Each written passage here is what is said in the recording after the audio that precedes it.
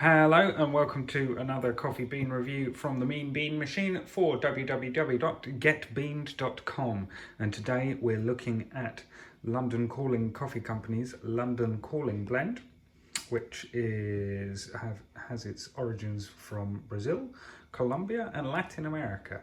Latin America is very general, and also encompasses Brazil and Colombia, so that's a rather strange thing to say on their bag underneath Brazil and Colombia, but maybe it's just summing it up.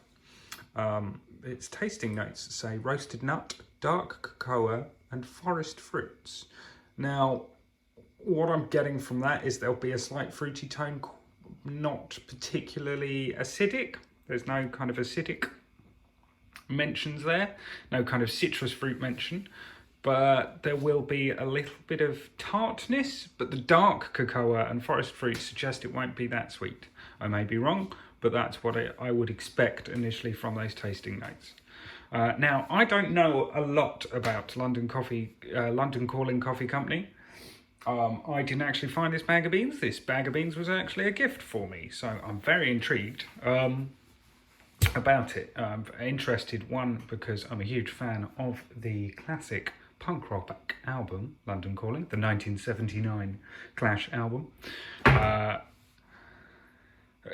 the point where I've recently been to an exhibition about it in London. And I'm also a big fan of all things London. So that, combined with my love of coffee, you'd think I should be fairly interested in such a brand that follows that sort of branding. That being said, they're actually based in Welwyn Garden City in Hertfordshire. So why London Calling? Who knows? But yes, maybe they've just gone for their punk rock theme. And what's more punk than coffee? He says with his Moomins mug. Now, because I didn't buy this, I don't know how much it costs, but a quick look on their website suggests you can get it directly from them for about a bag for about 227 grams. It says 227 grams for about £7. I have no idea if that's the case if you're buying it from farm shops or wherever else you can buy it from, as my friend did for me. But that's just what it says on their site. Now, on the packaging, it has a little bit of blurb about how much they like espresso coffee. So I'm quite glad, because I'm an espresso coffee drinker, not particularly filter coffee. I do drink filter coffee, but I am an espresso coffee drinker. But it does also give you the best ways to prep it if you don't have an espresso measure. I mean, it does have espresso, it does have cafetiere, it does have drip filter. Yeah, but they do seem to specifically kind of recommend espresso. So here we are. It's got a nice crema. I've been talking too long, so the crema's kind of dissipated a little, but it has got nice crema on it. It smells. It's a dark roast, by the way. When you open the bag, the beans are definitely a dark roast, and you get that dark roast smell from it, but it's not got kind of that really kind of cloying bitter smell that you'd expect from something that's quite bitter, which is interesting. So we'll give it a quick sip. Oh. So it's got that dark kind of, it's not burnt, but you get that kind of burntness to it. There's a difference to saying kind of a burnt flavour and burnt coffee, because burnt coffee about, it tastes awful. But it has that burnt kind of woody flavour, yeah, that dark roasts tend to give off.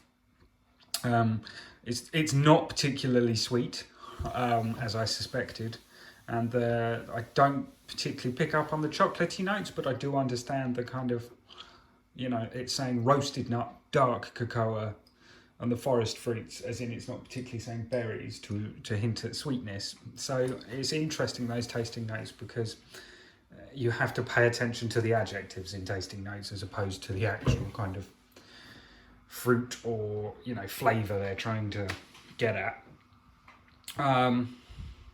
That's it's got quite a strong kick to it, but there's, being a dark roast, there's not that kind of heavy kind of catch of caffeine to it.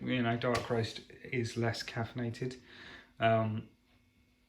But that, I think, would be quite a nice black coffee, but it'd be very kind of dark and rich if you were to have it, so you wouldn't be drinking that throughout the day constantly.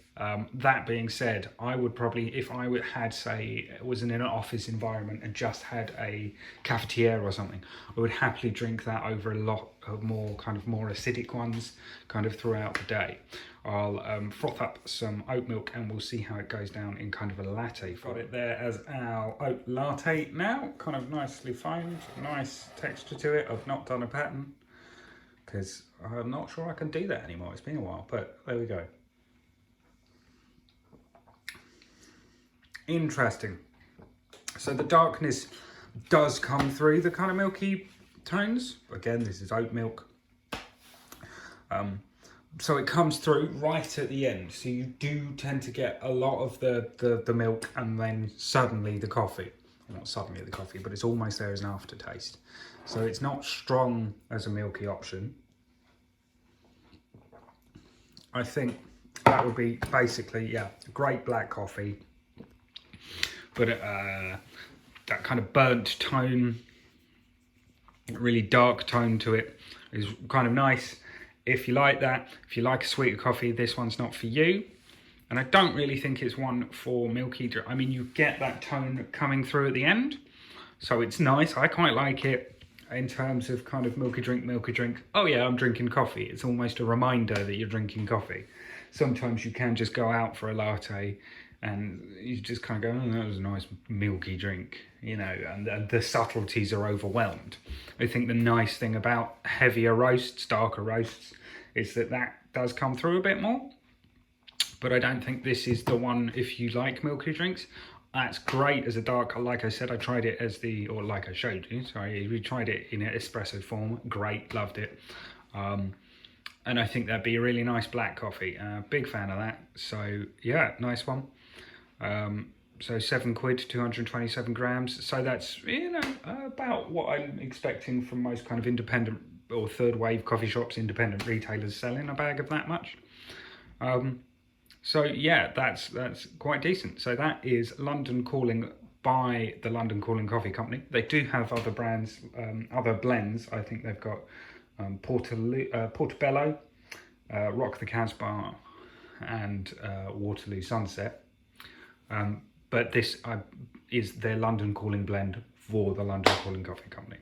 So thank you very much. Do like and subscribe and check us out more at www.getbean.com. Bye-bye.